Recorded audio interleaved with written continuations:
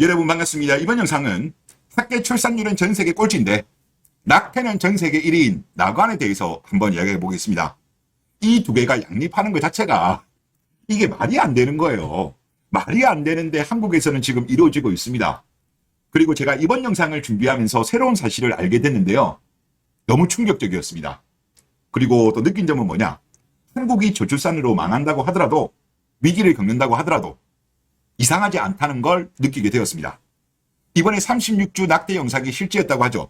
하지만 요초에서는 조작이다라는 이야기를 많이 해요. 그리고 이번 관련된 뉴스 중에서 가장 조회수가 많았던 게 연합뉴스의 기사였습니다. 좌표가 찍힌 것 같아요. 그러다 보니까 다른 관련 기사랑은 여론이 다릅니다. 즉 여기는 2030 유저들이 왕창 몰려와가지고 댓글이 약간 오염됐다라는 걸 감안하시면 될 것 같은데, 지금 연합뉴스 기사가 가장 조회수가 많았고 남자 32, 여자 68, 20대 43, 30대 35%예요. 그러면 2030 유저들의 여론이 많이 반영된 건데, 일단 베스트 댓글을 보겠습니다. 장난하냐? 이제 대놓고 구라를 치네. 어느 병원 의사가 임신이랑 다낭성을 구분을 못하고 어느 여자가 애를 빼자마자 배가 홀쭉해지냐? 흉터 하나 없이 중절할 수 있는 나라인 걸 이번에 처음 알았네라는 게 베스트 댓글이었어요. 좋아요 7,578개, 싫어요 1,630개였는데, 일단 배가 홀쭉한 것 같은 경우는 그 해당 유튜버가 원래 배 상태를 이걸 비교 분석을 해야 되지 않을까라는 생각이 일단 들었고, 그리고 임신이랑 다낭성이랑 이거 같은 경우는 제가 관련된 사연을 챗GPT한테 물어봤어요.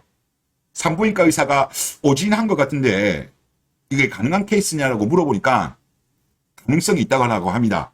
왜? 오진. 드물지만 발생한다고 합니다. 여러분들, 의사 선생이 전부 다 100% 맞추는 거 아니에요. 오진의 경우 아마 여러분들 경험하신 적 있으실 겁니다. 저도 오진으로 경험한 적이 있거든요. 그렇기 때문에 이 케이스 같은 경우는 오진 케이스였다고 보면 될 것 같고, 그리고 제왕절개 관련해서도 제가 한번 질문해 보니까 당연히 제왕절개를 하면 흉터가 남는 거는 맞습니다. 하지만 수술 기술의 발전으로 인해 가지고 대부분 잘 가려지고 눈에 덜 띄게 된다고 합니다. 그리고 흉터의 위치가 팬티 라인에 가깝기 때문에 일상생활에서 쉽게 가려질 수 있다고 해요. 팬티를 좀 올리면 가릴 수가 있는 거예요. 그러니까 그 영상에 안 나왔다는 것만으로 무조건 흉터가 없었다라고 단정 지으면 안 되죠. 팬티를 벗은 상태에서도 만약에 흉터가 없었다라고 한다면 요초에서 수정하는 게 맞죠. 하지만 팬티를 입고 당연히 찍었겠죠. 뭐 팬티라든가 다른 뭐 바지라든가 이런 거 하의를 입었겠죠. 그러니까 못 봤을 수도 있는 겁니다. 그런데 유튜브에서는 조작이라고 난리를 치고 있죠. 그리고 두 번째 베스트 댓글. 만약 낙태한 여자를 살인죄로 벌한다면 친부도 찾아서 똑같은 형량으로 벌여야 한다. 친부가 누구인지 모를 수도 있지 않을까요? 제가 볼 때는 친부가 누구인지 모를 사연일 것 같다는 느낌도 들었습니다. 그 영상을 봤을 때. 그리고 같이 만들었는데 남자는 책임도 안 지는 게 무슨 법이냐. 세 번째 베스트 댓글. 칭짜였다고 제왕으로 낙태한 후 올린 영상에는 배 흉터 하나 없이 깨끗했는데 먼 개솔 렉 하나 이렇게 잡아봐라. 이런 반응들이었습니다. 왜 이렇게 2030 유저들이 화가 났을까요? 대한민국 K녀들 같은 경우는 과거의 낙태죄 폐지에 대해서 77%가 찬성을 했습니다. 그리고 임신 경험자 중에 42%가 낙태 경험이 있어요. 그리고 2020년도에 여론조사를 하나 보시죠. 여자만 대상으로 해가지고 질문을 했습니다.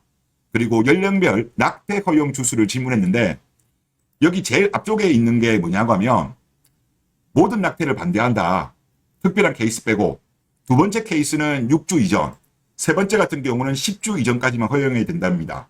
뭐 요까지는 제가 봤을 때는 뭐 어느 정도 낙태에 대해서 보수적으로 하자는 입장인 거고, 지금 제일 끝에 있는 거 요거는 잘 모르겠다고 그 다음 게 모든 낙태를 허용해야 된다라는 의견이었어요. 지금 난리 났던 사람들, 화가 났던 사람들은 모든 낙태를 허용해야 된다라는 입장의 의자들이에요. 자, 60대 이상의 이자들 같은 경우는 11.4% 모든 낙태를 허용해야 된다. 50대는 12.3, 40대는 17.7이 나옵니다. 그렇게 높진 않아요. 그런데 30대부터는 많이 올라갑니다. 24.9%가 모든 낙태를 허용해야 된다. 4명 중에 1명은 아이가 뭐 30주 넘고 뭐 35주 돼도 낙태하자는 거예요. 그리고 19에서 20대 41.7%, 10명 중에 4명 이상이 모든 낙태를 허용해야 된다라는 겁니다. 이거 무서워요, 무서워. 대한민국 케이녀들은 태아의 생명권에 대해서 이렇게 경시하는지 몰랐어요.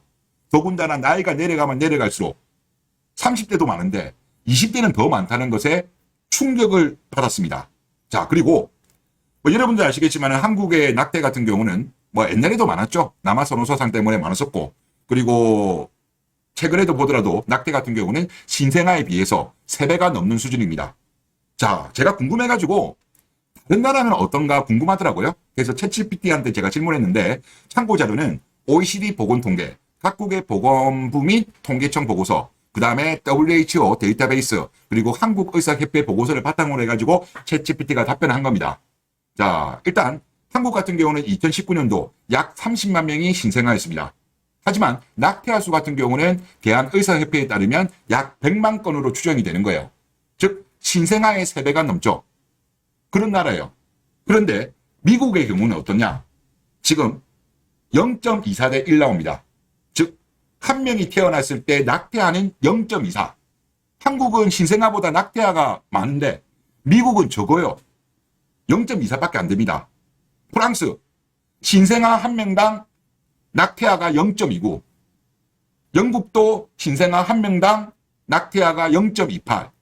독일은 신생아 한 명당 낙태아가 0.13. 일본은 신생아 한 명당 낙태아가 0.19. 이탈리아 신생아 한 명당 낙태아 0.17. 스페인 신생아 한 명당 낙태아 0.25. 캐나다 신생아 한 명당 낙태아 0.27. 호주 신생아 한 명당 낙태아 0.27 나왔어요. 그래서 챗GPT의 요약 및 분석으로 나온 걸 보면 한국은 신생아 대비 낙태아 비율이 다른 국가에 비해 압도적으로 높다. 이렇게 이제 답변했습니다. 그래서 제가 또 궁금해가지고 유자들의 목소리가 큰 북유럽도 한번 찾아봤어요. 스웨덴 신생아 한 명당 낙태아 0.31, 핀란드 신생아 한 명당 낙태아 0.18, 노르웨이 신생아 한 명당 낙태아 0.22입니다. 그래서 낙태아 비율이 높은 나라, 즉 한국을 제외하고 한 0.24에서 0.31 정도 나와요. 한국처럼 신생아보다 낙태아 수가 3배가 넘는 나라가 없어요. 지금 저는 OECD 주요 국가를 대상으로 물어본 겁니다. 나머지 국가까지는 제가 모르겠는데 올해 나머지 국가는 더 작지 않을까 하는 생각이 듭니다. 한국 이거 정상이에요? 정상 아니야. 그리고 지금 대한민국의 저출산 부분이 낙태가 큰 영향을 미쳐요. 옛날에 1994년도 MBC에서 나왔던 뉴스죠. 낙태 수술, 아기를 갖지 못하게 되는 불임의 주범이다. 그리고 CBS, 이거는 최근 거예요. 우리나라의 불임의 가장 큰 원인이 낙태다. 지금 한국에 대해서 저출산 문제에 대해서 많은 전문가들, 정부에서 이러쿵 저러쿵 이야기를 하지만 낙태가 큰 영향을 미치고 있어요. 하지만 이것에 대해서 말하는 사람들이 없습니다. 그러면서 일가 가정의 양립이 중요하고 독박 육아가 그렇고 부동산 가격이 어떻고 이런 이야기 계속 하는데 본질을 피하지 말라고요. 본질을 피하니까 대한민국이 저출산 문제를 해결을 못하는 거예요. 자, 미국 같은 경우 여러분도 아까 봤지만은 신생아 한 명당 낙태아가 0.24밖에 안 됩니다. 그리고 학계 출산율 같은 경우는 미국 같은 경우는 한국보다 훨씬 높아요. 그럼에도 불구하고 지금 2주 전 기사입니다. 낙태권, 미국 대선의 내관으로 급부상. 이런 뉴스가 나옵니다. 한국보다 학계 출산율이 높고 낙태가 적은 미국도 대선에서 주요 쟁점 중에 하나예요. 그런데 한국 같은 경우는 어떻습니까? 여자들 눈치 보느라고 흐린 눈 하잖아요. 지식인, 전문가, 그리고 언론들, 정치인들, 이 낙태에 대해서 흐린 눈. 그러니까 이 저출산 문제가 해결이 안 되는 거예요. 이게 말이 됩니까? 다른 나라들은 신생아 한 명당 낙태아 수가 0.3 다 대부분 다 밑인데 한국은 10배가 많아. 10배가 많아. 그러니까 당연히 대한민국이 저출산 문제가 해결이 안 되는 거죠. 그리고 대한민국 케이녀들의 어떤 태아에 대한 생명권, 이거에 대한 경시풍조, 특히 20대 무려 41.7. 이거는 제가 볼 때 거의 괴물로 돼가고 있는 것 같아요. 그나마 40대 이상은 좀 높았잖아요. 30대는 그래도 한 4명 중에 1명꼴 나왔고. 그러니까 정상이 아니야, 제가 볼 때 대한민국이. 그러니까 한국은 제가 이번 영상 진짜 준비하면서 느낀 건데 저출산으로 인해가지고 인구 구조가 붕괴되고 이로 인해가지고 많은 위기를 겪더라도 남 탓할 게 아니에요. 이런 불편한 진실에 대해서 다들 모른 체하고, 그러니까 나라가 이리 되는 거야. 태아령이 무섭지 않습니까? 태아령이? 저는 무서워요. 저는 대한민국이 태아령으로 인해가지고 업보를 치를 것 같습니다. 제발 이런 불편한 진실에 대해서 우리가 모른 채 하면 안 된다. 그리고 제가 어제도 이거 관련된 영상을 올리니까 좌표가 찍히는지 아예 노출이 안 되더라고요. 그래서 제가 이번에도 느꼈지만 K인애들의 발작 버튼이 노상, 낙태, 국결 이 세 가지는 확실히 발작 버튼이 되었다. 그런 생각이 들었습니다. 네, 이번 영상 여기서 마치겠습니다. 감사합니다.